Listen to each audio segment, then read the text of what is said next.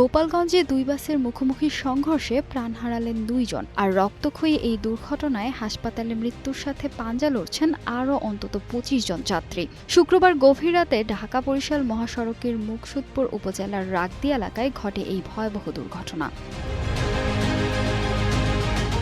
Highway police জানায়, রাত ১২টার দিকে ঢাকাগামী একটি বিআরটিসি বাস হঠাৎ নিয়ন্ত্রণ হারিয়ে রাগদি ব্রিজে ধাক্কা দেয়। ঠিক তখনই পেছন থেকে আসা হিমেল সীমান্ত পরিবহন সজোরে ধাক্কা মারে বিআরটিসি বাসটিকে। মুহূর্তের মধ্যে দুমড়ে মুচড়ে যায় বাস দুটির একাংশ।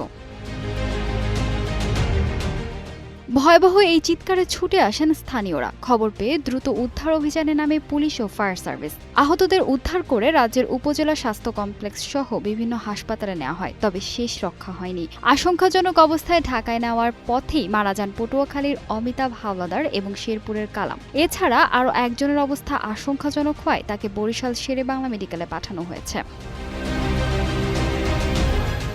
ভাঙা হাইওয়ে থানার এসআই মোহাম্মদ সোহেল খান দুর্ঘটনার সত্যতা নিশ্চিত করে জানিয়েছেন, আইনি প্রক্রিয়া শেষে মরদেহ স্বজনদের কাছে হস্তান্তর করা হচ্ছে। এই দুর্ঘটনার কারণে মহাসড়কে প্রায় ৩ ঘণ্টা যান চলাচল বন্ধ থাকলেও বর্তমানে পরিস্থিতি পুরোপুরি স্বাভাবিক রয়েছে। ফাহিমা সুরভি, নিউজ ডেস্ক, গ্লোবাল টেলিভিশন।